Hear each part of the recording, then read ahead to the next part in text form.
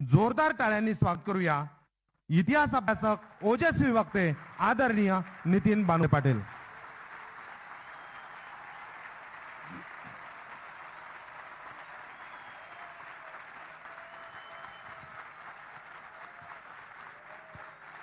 सरांना आपण एवढ्या जोरदार टाळ्यांनी मानवंदना दिली आहे। आता पाहूया त्यांच्या कार्यकर्तृत्वाची एक ध्वनी चित्रफित। माणसं उभा करताना दोन गुण उभा केली तर आम्हाला जमेल। आम्ही सगळे एक आहोत, एक संघटित होऊन जर आम्ही उभा राहिलो तर पुन्हा स्वराज्य उभा राहणार आहे हे आमच्या लक्षात यायला हवं। माणसं जगतात कशी आणि माणसं उभा राहतात कशी याचं ज्वलंत उदाहरण इतिहासानं आम्हाला दे। पण आज त्याच काळावर पावलं टाकीत आम्हाला जाता आला पाहिजे। पुरंदरावर एका शिवरत्नाचा जन्म झाला आणि आपल्या ज्येष्ठ पुत्राची याद म्हणून मासाहेब जिजाऊंनी त्यांचं नामकरण केलं संभाजी। बघता बघता संभाजींच्या बाल्यनदी सगळ्यांची मन हटू लागली। अशा वेळी सामने आल्या जिजाऊ। अजून दुसरा शिवाजी घडवायचं सामर्थ्य या जिजाऊत नक्कीच आहे सांगत आणि जिजाऊ नावाच्या चलत्या बोलत्या विद्यापीठामध्ये संभाजी राजांचं बालपण सावर। आंबेडकरांना विचारलं, अहो कसं काय करायचं की मोठी बघा तुम्ही मुलींनी पूर्वी तयारी केली, माझ्या परिस्थितीनं तयारी केली का माझी कशी परिस्थिती खरी माझे मुली मला पुस्तकं घेऊन देऊ नाही शकत। मग मी ठरवलं एका माझ्याकडे पुस्तक आलं ना असं बघायचं की आयुष्याच्या पुस्तकाची गरजच पडली। भक्ती म्हणजेच सर्व स्पर्शी प्रेम आणि प्रेम म्हणजे सर्व सुखी भक्ती। स्वतःला शरण जा अशा परमेश्वराला शरण जातात। आपण परमेश्वराला सातत्यानं म्हणतो तुझ्याकडे जे जे उत्तम आहे, उदात्त आहे, मंगल आहे, भव्य आहे, दिव्य आहे, उदंड आहे, अखंड आहे, प्रचंड आहे ते सगळं मला दे। स्वतःला शरण जाण तेवढंच म्हणा। माझ्या जे जे उत्तम आहे, सर्वोत्तम आहे, सर्वोत्कृष्ट आहे, उदंड आहे, भव्य आहे, प्रचंड आहे ते सगळं बाहेर येऊ दे। याला शरण जाणं म्हणायचं स्टाला। आपलं बरं आहे, अनेकांच्या आयुष्यात करून जायचे प्रसंग आले। फ्रँकलिन एका झोपेत उठल्यावर त्याच्या लक्षात आलं ते पायच चालत नाही। पॅरालिसिसच्या अटॅकने त्याचे दोन्ही पाय निघून झाले, हलूच नव्हता शकत। म्हणून त्याने काही कोसळून जाणं पसंत केलं नाही, पाय नसताना पाठला करायचं ठरवलं। आणि तो फ्रँकलिन अमेरिकेच्या इतिहासामध्ये त्या राष्ट्राचा 4 वेळा अध्यक्ष झाला। हे सन्मान परत कुणाला नाही का? पाय नसलेला फ्रँकलिन। जय आदरणीय नितीन बानुगडे पाटील सर।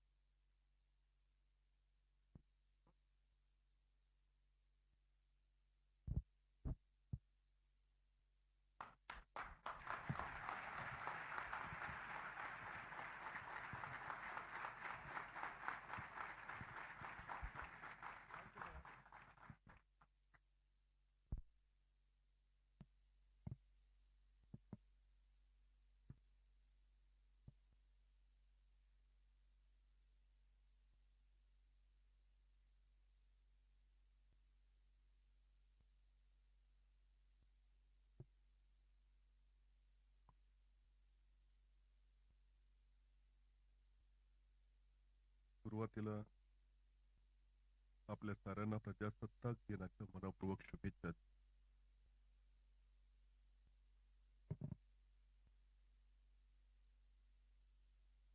महाराष्ट्र हे या प्रजासत्ताक देशाचं तिसरं मोठं राज्य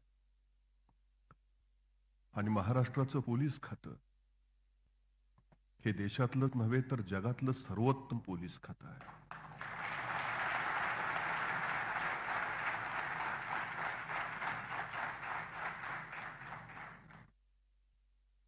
सज्जनांचं रक्षण करावं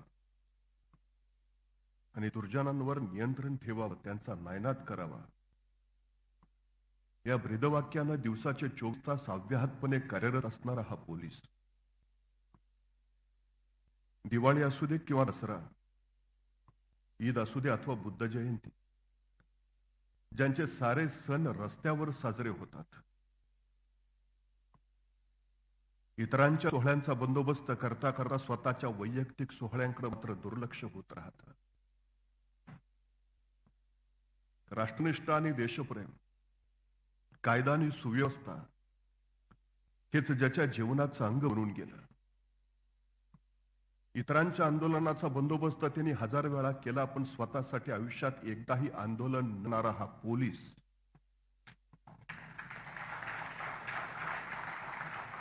महाराष्ट्राची सगळ्यात मोठी शान मानावी लागेल. खरं तर मराठीच्या प्रश्नपत्रिकेत एक प्रश्न असतो, काळ बदला. भूतकाळातलं एखादं वाक्य दिलेलं असतं आणि कंसात लिहिलेलं असतं याचा वर्तमान काळ करा. वर्तमान काळातलं एखादं वाक्य दिलेलं असतं आणि कंसात लिहिलेलं असतं याचा भविष्य काळ करा. मराठीच्या प्रश्नपत्रिकेतला काळ उत्तर पत्रिकेमध्ये बदलता येतो, पण वास्तविक जीवनात काळ ना पुढे नेता येतो ना मागे आणता येतो, तो एकदाच अनुभवता येतो. ही सगळ्यात मोठी गोष्ट आहे. जे लोक वेळेला महत्व देतात, वेळ त्यांना महत्व देते, हा वेळेचा सर्वोत्तम सिद्धांत आहे. माणसं यशस्वी कोण होतात? जी माणसं वेळ पाळतात. ही वेळ जाऊ दे, मग पुढच्या वेळेला बघू, असं जी माणसं म्हणत राहतात, वेळ त्यांना कधीच महत्व देत नाही. ती सगळ्यात मोठी वस्तुस्थिती आहे. संधी वेळेवर येते आणि संधी वेळेवर जाते. ज्याला ते अचूकपणे पकडता येते त्याला यशस्वी होता येतं. वेळ कुणासाठी थांबत नाही. मग आपण वेळेची वाट पाहत का थांबावं? दुर्दैवानं प्रश्न आम्हाला पडत नाही. ही आमची सगळ्यात मोठी शोकांतिका आहे. माणसं सांगत राहतात वेळ चांगली होती, वेळ वाईट होती. वेळ आनंद देते, वेळ पश्चाताप करायला भाग पाडते. वेळ कधी कधी मारून न्यावी लागते, कधी कधी वेळच मारून टाकते. वेळ मात देते, वेळ घात करते आणि वेळच यशाचा हात देते. ही वेळेची सगळ्यात मोठी ताकद आहे. खरं तर वेळ चांगली वेळ खराब असं कधीच नसतं. वेळ निर्विकार असते. वेळेचा आपण कसा वापर करतो याच्यावरती वेळ कशी हे ठरतं. ही सगळ्यात मोठी वस्तुस्थिती आहे. त्यामुळे ज्याला स्वतःची वेळ पकडता आली, तुम्ही क्रिकेट खेळत असाल किंवा तुम्ही अभिनय करत असाल, ज्याला अचूक टायमिंग साधता येतं त्याचा शॉट परफेक्ट बसतो असं सातत्यानं म्हटलं जातं. अशात सुद्धा टायमिंग ही गोष्ट फार महत्वाची आहे आणि तुम्ही ही वेळ साधता हे मला फार महत्वाचं वाटतं. मी वैभवजी परब आणि त्यांचे सगळे सहकारी यांचं मनपूर्वक कौतुक आणि अभिनंदन एवढ्यासाठी करू की या सगळ्यांच्या आयुष्यामध्ये योग्य वेळ त्यांना लाभावी. त्यांनी आज त्यासाठी ही योग्य वेळ गाठून आणली. हे सगळ्यात महत्वाचं आहे. वेळ गेल्यावर बोलून उपयोग होत नाही. वेळ निघून गेल्यावर सांगून पर्याय राहत नाही. योग्य वेळी योग्य दिशादर्शन होणं हे अत्यंत गरजेचं असतं. ही सगळ्यात महत्वाची गोष्ट आहे. खरं तर एकदा ध्येय ठरलं की मग वेळेचं योग्य नियोजन करता येतं. ज्याला वेळेचं नियोजन करता आलं त्याला आयुष्याचं यश मिळवता येतं. ही सगळ्यात महत्वाची गोष्ट आहे. आईन्स्टाईन असं सांगतो की मला 1 तासाचं काम करायला सांगितलं तर त्या कामाच्या नियोजनासाठी मी 50 मिनिटं खर्च करीन आणि त्या 50 मिनिटात केलेल्या नियोजनाच्या बळावर ते 1 तासाचं काम मी फक्त 10 मिनिटात पूर्ण करेन. तुम्हाला यश मिळवायचं आहे म्हणून खरं तर आज वैभवजी परब आणि त्या सहकार्यांनी आयोजित केलेला हा नियोजनाचा 50 मिनिटाचा वेळ आपण गृहीत धरला तरी काही हरकत नाही. ही सगळ्यात महत्वाची गोष्ट आहे. खरं तर नागासाकीवर अणुबॉम्ब झाले, जपान बेचिराग झाला. अनेकांनी असंच सांगितलं आता जपानला यातून उभा राहायला काही वर्ष लागतील, पण अवघ्या काही दिवसात जपान पुन्हा पहिल्यासारखा उभा राहिला. याचं कारण जपानच्या माणसाने ओळखलेलं वेळेचं महत्व ही सगळ्यात महत्वाची गोष्ट आहे. त्यामुळे ज्याला वेळ कळाली त्यालाच यशासाठी वेळ मिळाली. ही सगळ्यात महत्वाची गोष्ट. उत्तम नियोजन, उत्तम व्यवस्थापन हा भाग फार महत्वाचा आहे.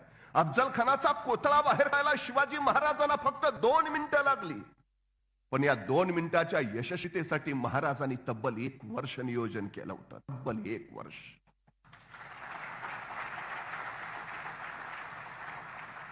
चला नवी पिढी घडवूया. हे शिबिर म्हणजे त्या 2 मिनिटाच्या यशस्वीतेसाठी केलेलं हे नियोजन आहे. सगळ्यात महत्वाची गोष्ट असते एकदा ध्येय ठरलं की मग चालायला सुरुवात होते. तुम्ही ध्येय ठरवलंय, मला त्याचा सगळ्यात जास्त आनंद आहे. एका शेतकऱ्याला विचारलं, यंदाच्या हंगामात गहू पेरला आहे का? शेतकरी म्हणाला, यंदा पाऊस कमी पडायची शक्यता आहे, त्यामुळे गहू पेरला नाही. म्हटलं ठीक आहे, मग यंदा मका तरी लावला आहे का? तो म्हटला, यंदा मक्यावर पडायची संभावना आहे, त्यामुळे मकाही लावला नाही. अरे मग म्हणे, यंदा पेरलं तरी काय आहेस? नाही, कुठला धोकाच नको म्हणून काही पेरलंच नाही. अरे तू जर पेरलंच काही नाही तर तुला मिळणार काही नाही, ही सगळ्यात महत्वाची गोष्ट आहे. तुला जर काय मिळवायचं असेल तर सगळ्यात तुला आधी काहीतरी करावं लागेल, पेरावं लागेल. जी माणसं पेरतात ती माणसं पिकं मिळवतात, ही सगळ्यात मोठी वस्तुस्थिती आहे. मला तुमच्या सगळ्यांचं अभिनंदन एवढ्यासाठी करायचं आहे. अपघात होईल म्हणून गाड्या रस्त्यावर न आणणारी माणसं ध्येयापर्यंत कधी पोहोचूच शकत नाहीत. ध्येयावर पोहोचायचं असेल तर गाड्या रस्त्यावर आणाव्याच लागतील. तुम्ही गाड्या रस्त्यावर घेऊन आला आहात म्हणून तुमचं कौतुक आहे. तुमचं ध्येय ठरलोय, मला महाराष्ट्राची सेवा करायची आहे. होय, मला महाराष्ट्रात कायदा सुव्यवस्था राखायची आहे. होय, मला माझं योगदान द्यायचं आहे. ध्येय ठरलंय. पेरायला सुरुवात झाली आहे. कर्तृत्वाची गाडी तुमची रस्त्यावर आली आहे. तुमचं कौतुक यासाठी आहे. आता चालायला सुरुवात कराल, पण कुठल्या दिशेला जायचं? दशा बदलायची असेल तर दिशा माहिती करून घ्यायला हवी. ज्यांना दिशा कळते त्यांची दशा होत नाही, हे सगळ्यात महत्वाचं आहे. रस्त्यावर उतरल्यावर चालायला सुरुवात करण्यापूर्वी पहिल्यांदा योग्य दिशा शोधा. कुठली दिशा? मला पोलीस भरतीची परीक्षा द्यायची आहे. 5 पेपर आहेत. मराठी आहे, इंग्रजी आहे, बुद्धिमत्ता आहे, सामान्य अध्ययन आहे, चालू घडामोडी आहे. या दिशेला मला जायचं आहे. शारीरिक क्षमता मला वाढवायचं आहे. क्षमतेचे निकष हे आहेत: उंची एवढी हवी, छाती फुगवून एवढी हवी. हे सगळं ठरवायला हवं आणि मग त्या दिशेनं प्रवेश करायला हवा. त्या दिशेनं पुढं जायला हवं. पण हे माहिती नसतं तर कितीही चालला तरी उपयोग काहीच नाही. एक सद्ग्रस्त रस्त्याने चालता एका रिक्षावाल्याला थांबून म्हणाला, मला बस स्टँडवर जायचं आहे, किती घेशील? रिक्षावाला म्हणाला, 100 आहे. तो म्हणाला, 100 रुपये? जाऊ दे, माझा चालतच जातो. रिक्षा सोडून दिली, चालत निघाला. बराच वेळ चालत राहा आणि बराच वेळ चालत राहिल्यानंतर त्याला पुन्हा तोच रिक्षावाला दिसला. त्याने परत रिक्षावाल्याला थांबवलं. अरे, आता मी बराच अंतर पुढे चालून आलोय, आता स्टँडवर किती पैसे घेशील? रिक्षावाला म्हणाला, 200 रुपये. अरे, मगाशी भेटलो त्यावेळी 100 रुपये म्हणाला, आता तर मी बरंच अंक कापून पुढे आलोय, आता 200 रुपये कसे? रिक्षावाला म्हणाला, तुम्ही बस स्टँडच्या विरुद्ध दिशेनं चालत पुढे आलाय.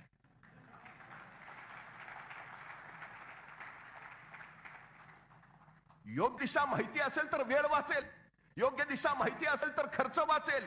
योग्य दिशा माहिती असेल तर कष्ट वाचतील, मेहनत वाचतील. सगळ्यात महत्वाची आहे दिशा माहिती असणं.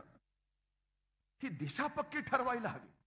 सगळ्यात महत्वाचं, एकदा दिशा कळाली की मग मार्गक्रमण करता येईल, चालता येत.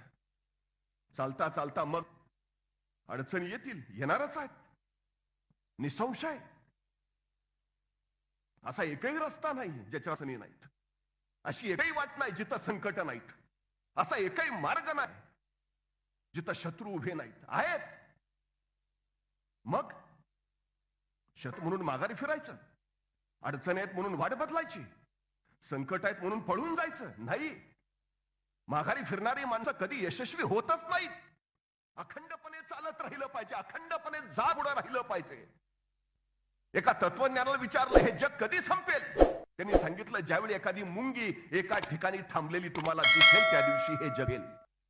सृष्टीच्या जिवंतपणाचं लक्षण काय आहे? अखंडपणे काम करत राहणं, अखंडपणे चालत राहणं, सातत्यानं पुढे जात राहणं.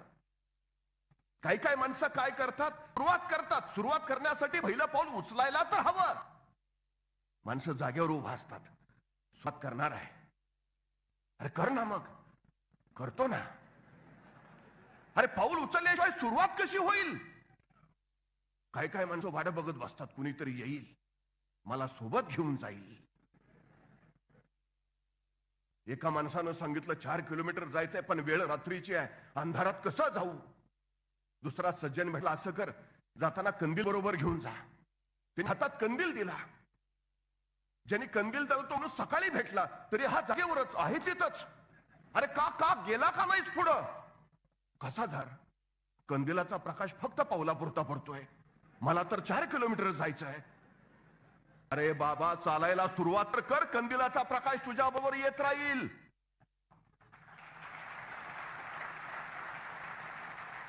अडकून राहतो, बसून राहतो, थपकून राहतो. एक गोष्ट कायम लक्षात ठेवा, तुमचा उद्धार कला या जगात दुसरं कुणीही येणार नाही. तुम्हाला तर कुणीही पुढे घेऊन जाणार नाही. सगळ्यात महत्वाचा नियम आहे, या जगात तुमचा विजय फक्त तुम्हीच करून देऊ शकता, आणि या जगात तुमचा पराभव फक्त तुम्हीच करू शकता. दुसरा कुणीहीचा पराभव करू शकत नाही. माणसं कारण सांगत राहतात, असं झालंय तर मी केलंच असतं. तू बोलूच नको. या जगात तुला पराभव करणारं तुझ्याशिवाय दुसरं कुणी जन्मालाच आलेलं नाही. तू सबबी देतो, तू कारण देतोस. सगळ्यात महत्वाची गोष्ट हे ठरलंय ना, प्रबळ इच्छाशक्ती हवी. हो, जायचंय, अडचणी येणारच आहेत हो, पण अडचणी तुम्हाला अडवायला येत नाहीत. अडचणी तुमची उंची वाढवायला येतात. अडथळे तुम्हाला रोखायला येत नाहीत. अडथळे तुमच्यातल्या क्षमता बाहेर काढायला येतात. सगळ्या संधी आहेत तुम्हाला मिळालेल्या. काही माणसं सांगतात आमची परिस्थिती गरिबीची हो. अरे उत्तम आहे ना मग, की तुला श्रीमंत व्हायला मिळालेली सगळ्यात मोठी संधी आहे. नाही, घरचे लोक म्हणतात नाही जरा मला डोकंच कमी आहे. अरे चांगला आहे ना, बुद्धिमान व्हायला तुला मिळालेली ही सगळ्यात मोठी संधी आहे. आपल्यातल्या कमतरता समजू नका. त्या कमतरताना संधी माना, म्हणजे त्यांचं बलस्थानात रूपांतर करता येतं. ठरलंय ना ध्येय, बस. आम्ही सातत्यानं सांगत राहतो आमची परिस्थिती अशी, आमचं असं तसं. का हो पोलिसांची मुलं मोठी होत नाहीत? मला माहिती आहे, पुणे जिल्ह्यातल्या खेड तालुक्यातल्या कोथळे गावामध्ये एक कुटुंब राहत होतं. रमोजीराव गायकवाड आणि त्यांच्या पत्नी जिजाबाई गायकवाड. 4 अपत्य. ह्या जिजाबाईंचे शेवटचं अपत्य म्हणजे शिवाजी गायकवाड. वडिलांना नोकरी मिळाली बेंगलोरला, आणि पुणे जिल्ह्यातल्या खेड तालुक्यातल्या कोथळे गावचं हे गायकवाड कुटुंब बेंगलोरमध्ये स्थायिक झालं. पण दुर्दैवानं आई जिजाबाई निधन झालं. वडील हवलदार. वडिलांच्या पगारात घरचं साधेना जमेना. 4 अपत्यांची हेळसांड व्हायला लागली. कसरत करावी लागली वडिलांना. शिवाजी छोटा होता पण जाण होती. वडिलांची अवस्था त्याला पाहावत नव्हती. हे कुटुंब सावरण्यासाठी वडिलांच्या बरोबरीनं आपण हे काम केलं पाहिजे असं त्याला वाटू लागलं. आणि त्यांनी सरळ बेंगलोर मशिनरीज मध्ये काम धरलं. ट्रकमध्ये तांदळाची पोती पाठीवर उचलून भरायचा तो. एका तांदळाच्या मागे 10 पैसे मिळायचे. त्या असे 10 पैसे करत करत दिवसाचे 4-5 रुपये कमवायचा तो. वडील आपल्यासाठी एवढं सगळं करतात, आपण थोडा हातभार लावला तर काय अडचण आहे. छोटा शिवाजी जाणता झाला होता. संघर्ष करत होता सतत. उरात एक महत्वाकांक्षा होती प्रबळ. अभिनेता व्हायची, अभिनय करायची. पण परिस्थिती संधीच देत नव्हती. महत्वाकांक्षा क्षणभर बाजूला ठेवावी लागली, पण ध्येय डोळ्यापुढून हटलं नव्हतं. संघर्ष करेन, परिस्थितीचा मुकाबला करेन, पण उरात किती तेवत होती सतत. आणि या संघर्षातच त्यानं बेंगलोर परिवहन सेवेची परीक्षा दिली, कंडक्टर पदाची. पासही झाला. आणि राजा बहादूर या चालकासोबत तो बस मध्ये कंडक्टर म्हणून काम करायला लागला.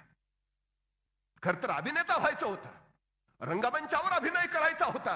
रंगमंच वाट्याला आला नाही. त्याने बस स्वतःचा रंगमंच बनवला आणि बस मध्ये तिकीट देता देता त्याच्या विलक्षण कृती माणसांना भारावून टाकू लागल्या. तिकीट देताना त्याचा अंदाज आणि सुट्टे पैसे देतानाची त्याची नजाकत बघून माणसं बस बघत राहिली. बघत काय, माणसं बाकीच्या बसमध्ये बसेनातच या शिवाजी गायकवाडच्या बसची आतुरतेनं वाट बघायला लागली.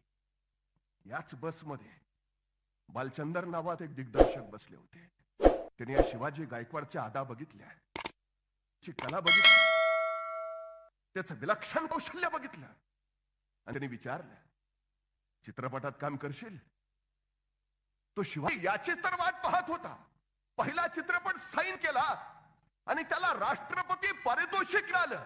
मग मात्र या शिवाजी गायकवाडनी मागं वळून बघितच नाही. तामिळ चित्रपट सृष्टीच नव्हे तर भारतीय चित्रपट सृष्टीमध्ये रजनीकांत म्हणून हा मराठमोळा शिवाजी गायकवाड प्रसिद्ध झाला.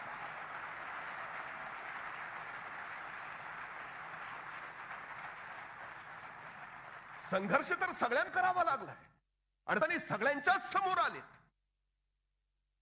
पण रडत आणि कुडत बसण्याच्या परिस्थितीशी लढत जी माणसं पुढे गेली त्यांनी काळावर स्वतःची मुद्रा उमटवली. येणारच आहेत संकट, झुंजावच लागणार आहे. एक गोष्ट कायम सांगतो, तुम्ही काय बनावं हे नियती कधीच ठरवत नाही. तुम्ही काय बनावं हे तुम्ही ठरवत असता आणि नियती त्याप्रमाणे वागत असते. स्वप्न छोटी का बघता? स्वप्न मोठी पहा. आभाळ कवेत घेणारी. जेवढी मोठी स्वप्न बघाल तेवढं यश मोठं मोठं मोठं मिळत जाईल. खर तर सृष्टी द्यायला कधीच कमी पडत नाही. कमतरता मागणाऱ्यांची आहे. कारण आमची मागणीच इतकी किरकोळ आणि छोटी आहे म्हणून आम्ही मागे मागे सतत मागे राहत जातो. कुठल्याही यशस्वी माणसाची यशोगाथा काढून पहा. कुठल्याही ही माणसं संघर्षातूनच पुढे आलीत.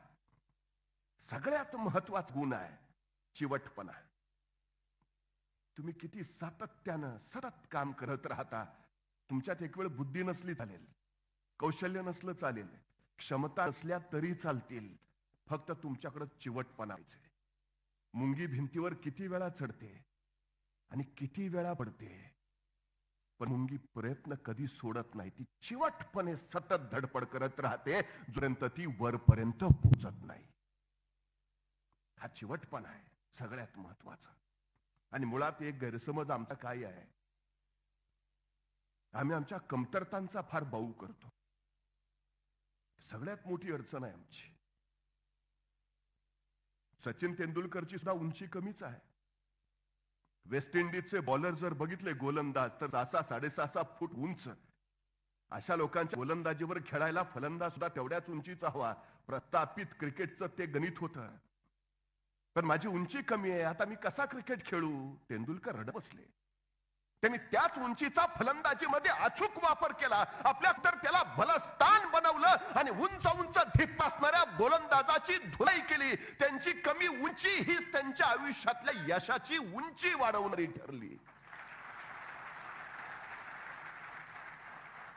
कशाला कारण सांगता हे नाही ते नाही. आपल्या कमतरताना बलस्थान बनवायला शिका. हे सगळ्यात महत्वाचं आहे. काय काय माणसं आतापासून सुरू करतील, मग ते छाती फुगून एवढी व्हायला पाहिजे, मग ते कसं काय जुळायचं आपल्याला,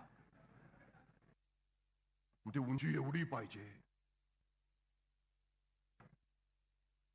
या जगात अशक्य असं काही नाही, काहीच नाही.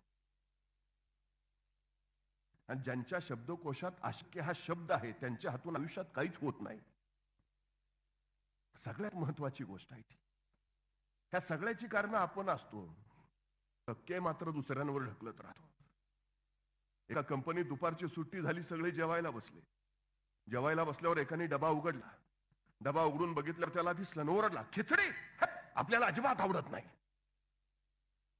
पण खाल्ली निमूटपणे, करतो काय?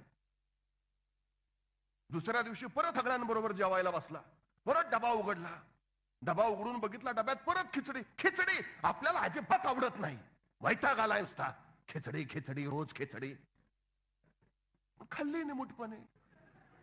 तिसऱ्या दिवशी परत ऑफिसला आला.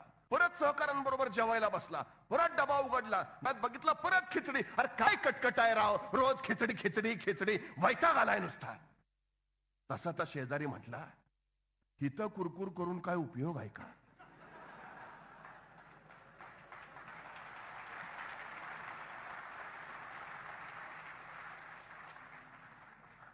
त्यापेक्षा घरी जाऊन बायकोला सांग, बाई ग मला खिचडी आवडत नाही, दुसरं काहीतरी बनवून दे. ही बोलून काय उपयोग? तसा तो म्हटला, हे बघ माझं अजून लग्न झालं नाही, त्यामुळं मला बायको नाही, त्यामुळं माझा स्वयंपाक मीच बनवतो.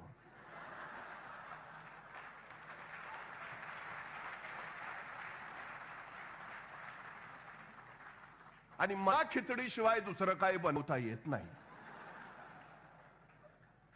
म्हणजे खिचडी केली कुणी यानेच, आणि परत खिचडी आपल्याला अजिबात आवडत नाही. अरे केली कुणी? हे आयुष्य आमचं आहे, गुण आमचे आहेत, दोषही आमचे आहेत, बलस्थान आमची आहेत, कमतरताही आमची आहेत. मग आम्ही इतरांना दोष देऊन उपयोग तरी काय आहे? आम्ही आमची जबाबदारी स्वीकारली पाहिजे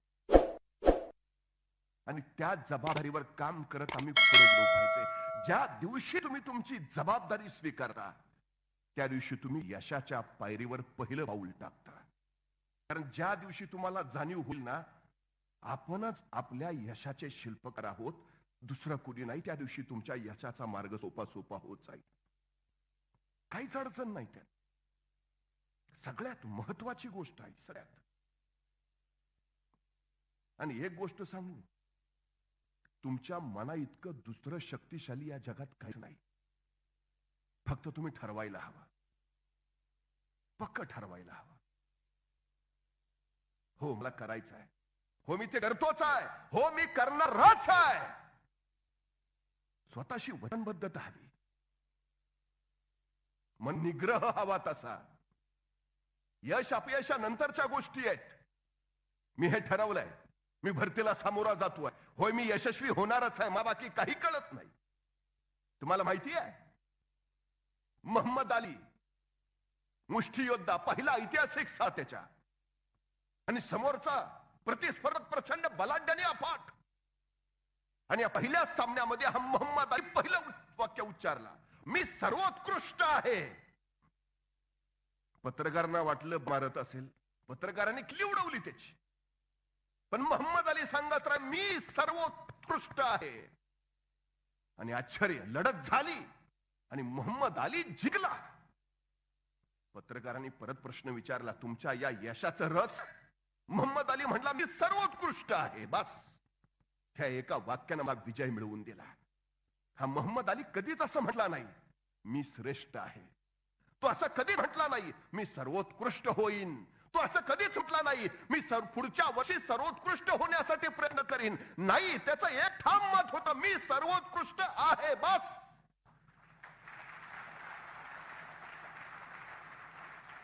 स्वतःला ओळखायला शिका ना आधी. यशाचं सगळ्यात महत्वाचं कारण स्वतःची ओळख करून घेणं. आम्ही चालता चालता असंच म्हणतो, मी त्याला पुरता ओळखून आहे. अरे तू त्याला ओळखून आहे, तुझं काय काय आहे, तुला काय क्षमता आहेत? अडचण झाली सगळी. मला कधी कधी प्रश्नच पडतो.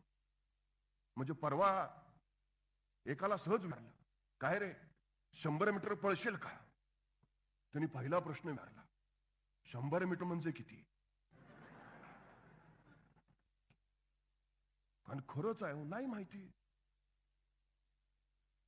त्याच्या आधी मी एकाला विचारलेलं, काय रे खेळ खेळतो? नाही म्हटलं सगळे खेळ खेळतो, फुटबॉल खेळतो, व्हॉलीबॉल खेळतो, क्रिकेट खेळतो, बॅडमिंटन खेळतो. म्हटलं एवढे सगळे खेळ खेळतो, दिवसभर मैदानावरच असतोस काय? तो मला मैदानावर नाही, मोबाईलवर खेळतो. आता मोबाईलवर खेळणाऱ्या पोरांना 100 मीटर कसे कळायचे? मग मी त्याला सांगितलं, बाबा रे इथून इथपर्यंत म्हणजे 100 मीटर पळशील का? एवढं? अरे एवढं कुठं, एवढंच तर आहे. जमेल का? बघतो प्रयत्न करून. अरे 100 मीटर पळायला काय प्रयत्न करायचे? सहज चुटकीचं काम आहे. मला काय, माझं मला माहिती. बरं मला एक सांग, ते 100 मीटर पळायला तुला किती वेळ लागेल? त्यांनी 2 मिनिटं विचार करण्यात घालवली. ते सांग ना म्हटलं, 100 मीटर पळायला किती वेळ? 5 मिनिटं तरी लागतील. अरे ऑलिम्पिकचं रेकॉर्ड 9 सेकंदाचं आहे. हुसेन बोल्ट 9 सेकंदात 100 मीटर पळतो, तू 5 मिनिटं काय सांगतोय? माझं मला माहिती आहे. अरे बाबा प्रयत्न तर कर. नाही हो मला माहिती आहे ना. अरे तू कृती तर कर, बघू ना काय होत आहे. नाही हो मला माहिती आहे. पण तेवढ्यात त्याचा मिळवणारा पळ कुत्रा पिसाळलाय. एवढ्या भयान वेगानं पळत सुटला. 7 मिनिटात 7 सेकंदात 100 मीटर.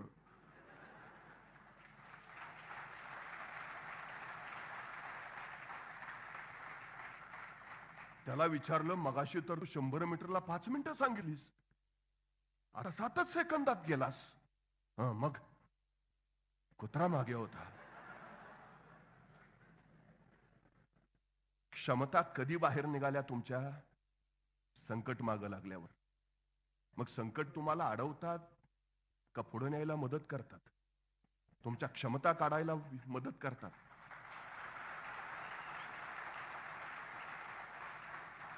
म्हणजे मुळात तुमच्यात क्षमता आहे, तुम्हाला माहिती नाही, ही सगळ्यात मोठी अडचण आहे. स्वतःच्या क्षमतांची ओळख करून घ्या, सगळ्यात महत्वाची. तुमच्यात क्षमता आहेत, पुरेपूर आहेत. आणि जोपर्यंत संकट येत नाही, जोपर्यंत तुम्ही परीक्षा देत नाही, जोपर्यंत तुम्हाला एखाद्या गोष्टीचा मुकाबला करावा लागत नाही, तोपर्यंत त्या क्षमता, तुमची कौशल्य बाहेर येत नाहीत. ही सगळ्यात महत्वाची गोष्ट आहे. तुम्ही किती वेळा पडता याला अजिबात महत्व नाही, तुम्ही किती वेळा उभा राहा हे फार महत्वाचं आहे. इतिहास पडणाऱ्यांचा नाही, इतिहास उभा राहणाऱ्यांचा लिहिला जातो. ही सगळ्यात महत्वाची गोष्ट आहे. काय क्षमता आहे तुमच्यात, सामर्थ्य आहे तुमच्यात, कौशल्य आहे तुमच्यात. फक्त स्वतःवर आत्मविश्वास ठेवा. हा आत्मविश्वास फार महत्वाचा आहे. हा कुठून येतो? हा क्षमतांची जाणीव झाल्यावर येतो. हा कौशल्यांची ओळख पटल्यावर येतो. हा स्वतःवरचा विश्वास दृढ झाल्यावर येतो. हो, हे आपण करू शकू हे कळाल्यावर मग हा आत्मविश्वास येतो. काय प्रगाढ आत्मविश्वास आहे. हे राज्य व्हावं ही स्त्रींची इच्छा. हो, ते राज्य आम्ही उभा करणारच. काय तो शिवाजी महाराजांकडे निव्वळ आत्मविश्वासाच्या बळावर, मुठभर मावळ्यांच्या जोरावर शिवाजी महाराजांनी राज्य उभा केलं. केवढा प्रगाढ आत्मविश्वास असेल. हा आत्मविश्वास अभ्यासातून येतो, व्यासंगातून तयार होतो. सतत सतत सतत एकच गोष्ट करत राहण्यानं मग सरावले पण येत. मग तुम्ही त्यात तयार होता, तज्ञ होता, आणि मग आत्मविश्वास वाढीला लागतो.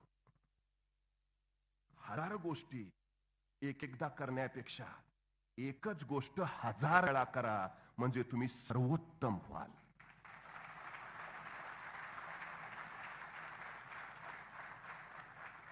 आमची अडचण काय माहिती आहे? एकदा हे करू, एकदा ते करू, ते बघतो करून, ते जमतंय का? एक ना धड भराभर चिंध्या. 1000 गोष्टी एकदा करून बघू नका. एकच गोष्ट 1000 वेळा करा, म्हणजे तुम्ही त्यात तरेच व्हाल, पक्के तयार व्हाल, सर्वोत्तम व्हाल. ही सगळ्यात महत्वाची गोष्ट आहे. हे सतत सतत सतत कोसळत राहणं दगडालाही फोडू शकतं. तुम्ही कधी बघितलं असेल, पाण्याचा एकच थेंब सतत सतत सतत पडत राहतो, आणि जिथं पडतो ते दगडालाही फोडून टाकतो. हे सतत आहे, चिवटपणा याला म्हणायचं. हा मनोनिग्रह आहे.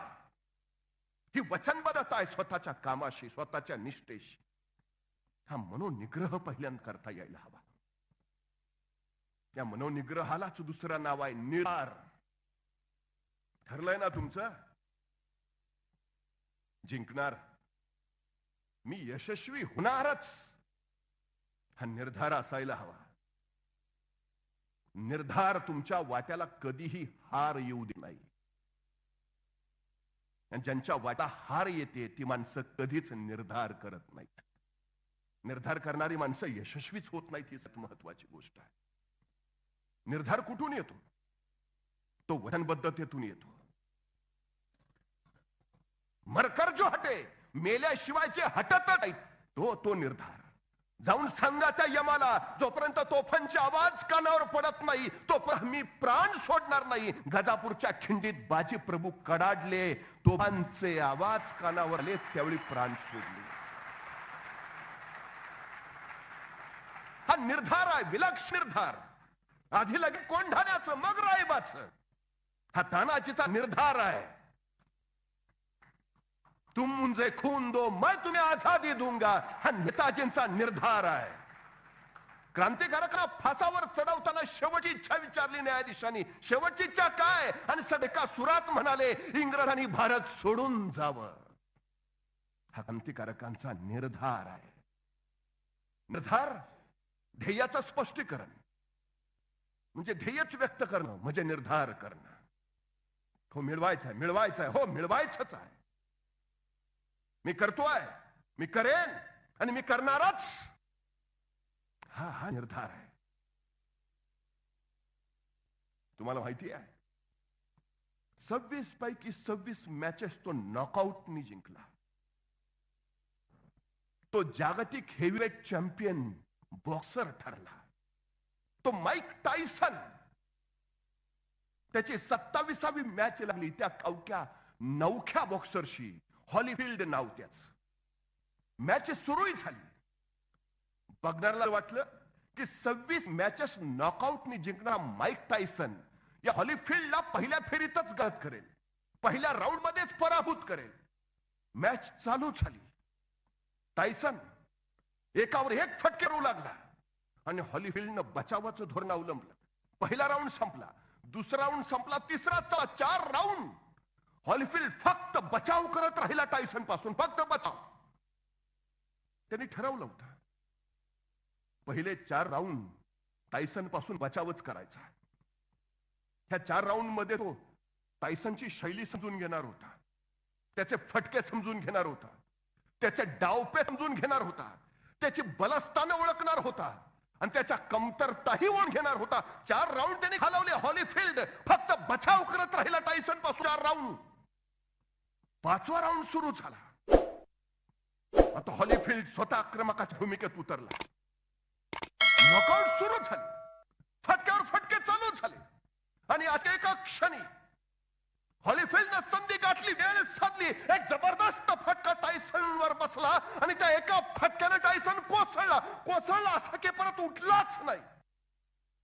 त्यांचा प्रचंड कडकडाट सुरू झाला.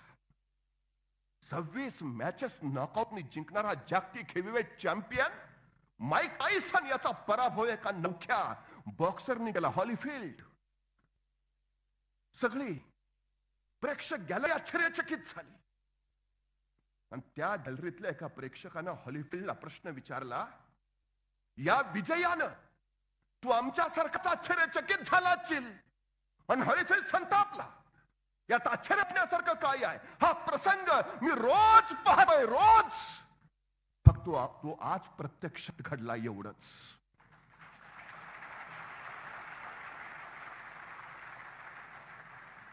मी माईक टायसनचा पराभव करतोय हे मी रोज पाहतोय, रोज. आज ते प्रत्यक्षात आलं. आश्चर्य कसलं आहे त्यात? काय माणसं त्या रिंगच्या आत हॉलीफील्डचं अभिनंदन करायला, त्यातल्या एका माणसानं हॉलीफील्डला कडकडून मिठी मारली आणि तो माणूस म्हणला, हॉलीफील्ड तू प्रचंड धाडसी आहेस आणि सलाम तुझ्या निर्धाराला. दुसरा 8, 9, 10 आणि 10 घावाला तो दगड फुटला. बायको म्हणाली, अहो 10व्या घावाला दगडलाय. पण बायको पत विचारात पडली, 10व्या घावाला दगड फुटला असं कसं म्हणावं? 10व्या घावाला दगड फुटायला आधीचे 9 घाव सुद्धा जबाबदार होतेच की. काही ना वाटतं 3ऱ्या प्रयत्नात मला यश मिळालं. थांब रे, 10व्यात मिळेल. तुझा प्रत्येक प्रयत्न तुला समृद्ध करत करत करत जाईल आणि ज्या दिवशी तू परिपूर्ण होशील त्या दिवशी तुला यश मिळेल. अपयश काय समजायचं त्यात? अपयश म्हणजे तुमच्यात काही कमी आहे? अजिबात नाही. ध्यास कमी पडतोय, थोडा श्वास कमी पडतोय, थोडे कष्ट कमी पडतायत. चला अधिक जोमानच्या वेळी काम करू. अशा लोकांसाठी अपयश यशाची पहिली पायरी. याची समृद्ध आणि जेवढा संघर्ष मोठा ना तेवढं यश मोठं. लक्षात ठेवून घ्यायचं. काय किती लोकांना संघर्ष सोसावा लागलाय, पण ही माणसं यशस्वी झालं. ध्यास. तुम्हाला माहिती आहे मीरेला कृष्णाचा लागला होता, एकलव्याला धनुर्विद्येचा लागला होता, शिवरायांना स्वराज्याचा लागला होता, लोकमान्यांना संत्र्याचा लागला होता, फुलेंना शिक्षणाचा ध्यास लागला होता, आंबेडकरांना समतेचा ध्यास लागला होता, मदर टेरेसांना सेवा ध्यास लागला होता, शास्त्रज्ञांना संशोधनाचा ध्यास होता, कलाकारांना कलेचा ध्यास होता आणि खेळाडूंना विक्रमाचा ध्यास होता. म्हणून त्यांना जे हवं ते साकार उठले. खूप महत्वाचा आहे ध्यास, खूप. तरुण 21 वर्षाचा होता. त्या ध्यास खगोलशास्त्राचा लागला. ब्रह्मांड विद्येचा ध्यास त्याला होता. आणि खगोलशास्त्र आणि ब्रह्मांड विज्ञान याचा अभ्यास करावा म्हणून त्यांनी वयाच्या 21व्या वर्षी केम्ब्रिज विद्यापीठामध्ये ऍडमिशन घेतलं. अवकाश त्याला साथ घालीत होतं. त्या अवकाशाच्या आत आत आत शिरत त्याला पलीकडचं विश्व बघायचं होतं. ध्यास होता त्याचा. पण एके दिवशी अचानक जिन्यावरनं पडला. आणि जिन्यावरनं पडल्याचं निमित्त झालं, तो आजारी पडला. हॉस्पिटलमध्ये ऍडमिट झाला. पण तो बराच होईना. 2 वर्ष झालं तो बरा होतानाच दिसेना. अनेक तपासण्या झाल्या आणि तपासण्यांच्या शेवटी असं कळालं त्याला ALS नावाचा कधीही बरा न होणारा आजार झालाय. हा आजार मोठा विचित्र होता. या आजारात एक एक अवयव लुळा पडत जायचा. अशा माणसाची मानसिक शक्ती चांगली असते, पण शारीरिक शक्ती ती हळूहळू संपत जाते. डॉक्टरांनी सांगितलं, इथून पुढची फक्त 2 वर्ष तुझी आहेत. तुझं आयुष्य फक्त 2 वर्षाच. पृथ्वीवर जन्माला आलेला, पण आभाळाच्या पलीकडे काय आहे त्याचं स्वप्न पारा. आकाश गंगेचा ध्यास लागलेला तो युवक क्षणभर कोसळून आणि कोलवडून फक्त 2 वर्ष. 2 वर्षात तुझा एक एक अवयव निकामी होत जाईल, बंद पडत जाईल. तुझ्या शरीराचं त्या अवयवावर कुठलंही नियंत्रण राहणार नाही. तू 2 वर्ष जगशील. ढालून गेला तो, कोसळून गेला पूर्ण. अनपेक्षितपणे संकट येतात. सगळं उत्तम चाललेलं असतं, सगळं सर्वोत्तम असतं, पण अचानक तुमच्या धैर्याची कसोटी बघायला संकट येतात. तोही कोसळला, पुरता ढासळला. पण मरणाच्या खोल अंधाऱ्या गुहेतनं बाहेर पडायचं असेल तर अवकाशाकडेच झेप घ्यावी लागेल हे त्याच्या मनाने पुरं ठरवलं. आणि त्याही अवस्थेत त्यांनी अवकाशशास्त्राचा, खगोलशास्त्राचा अभ्यास चालू केला. व्हील चेअरवर बसल्या बसल्या त्यांनी मनातल्या मनात गणित रवायला सुरुवात केली. मनातल्या मनात त्यांनी अनेक सिद्धांत तयार केले, ते कागदावर उतरवले. आणि बघता बघता पुंड यामिकी आणि सापेक्षवादाच्या सिद्धांताला एकत्र करून त्यांनी महाएकीकृत सिद्धांत मांडला. आणि प्रचंड प्रसिद्धी त्याला मिळाली. जगभराचे अनेक गौरव त्याला मिळाले. शरीर साथ देत नाहीये. एक एक अवयव लुळा पडत चाललाय. आणि व्हील चेअरवर बसून हा अंतरिक्षाची सैर करतोय. पुंज यामिकी सापेक्षवादाच्या सिद्धांताला एकत्र करून या विश्वाला सगळ्यात मोठं भाग्यशाली ठर विज्ञान समर्पित करतोय, महाएकीकृत सिद्धांताच. हे सगळं चालू होत तोपर्यंत जवळपास 75% अवयवांनी काम बंद केलं होतं. लुळ पडलं होतं शरीर. त्यातच त्याला निमोनिया आला आणि प्रकरण शस्त्रक्रियेवर गेलं. त्याच्या श्वास नलिकेला छिद्र पाडलं आणि डॉक्टरांनी शस्त्रक्रिया केली. पण या शस्त्रक्रियेत त्याचा आवाज गेला तो कायमचा. त्याच्या कंठातून परत स्वरच बाहेर आला नाही. त्यातूनही तो ढासळला, कोसळला. त्याचं मन सतत वेध घेत होतं अवकाशात. आपल्या शरीराला बाजूला सारलं, मनाची शक्ती एकवटली. लुळा पडलेल्या शरीराकडे पुरता दुर्लक्ष केलं आणि त्यांनी कृष्ण विवरांचा अभ्यास चालू केला. व्हील चेअरवर बसून संगणकाच्या साह्यानं जगाचे डोळे दिपतील असं संशोधन त्यांनी जगापुढे मांडलं. मरण दारात असताना यमालाही तिथंच ठेवून आकाश गंगेत झेप घेणारा हा स्टीफन हॉकिंग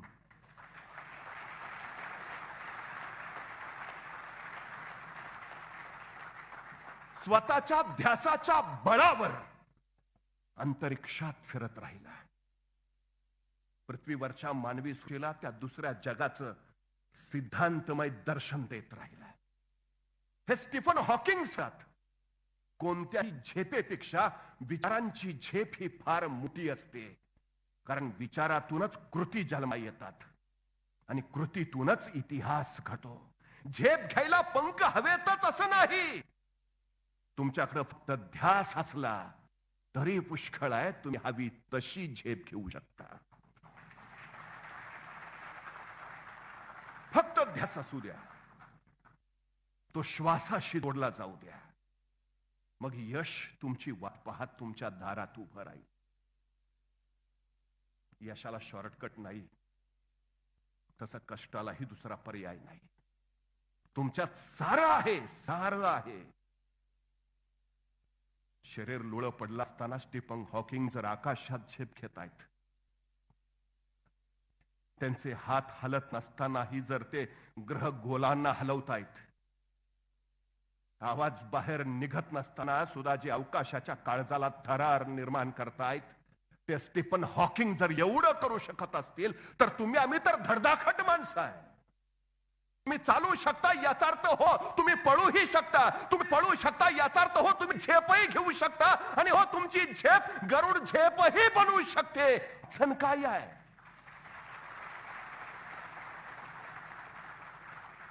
ध्यास ठेवा, ध्यास. चालत राहा. चालता येत नसेल पळत राहा. पळता येत नसेल झेपावत. झेपावता येत नसेल घसरत जा, सरपटत जा, रांगत जा. पण जा. जोपर्यंत यश गाठत नाही तोपर्यंत चालत राहा. मला खात्री आहे तुमच्या या ध्यासाच्या बळावरच तुम्हाला हवं ते यश तुम्ही मिळवू शकाल. मोठमोठी स्वप्न सत्यामध्ये उतरवू शकाल. आपल्या सगळ्यांना मनपूर्वक शुभेच्छा देतो. आपल्या सगळ्यांची रजा घेतो.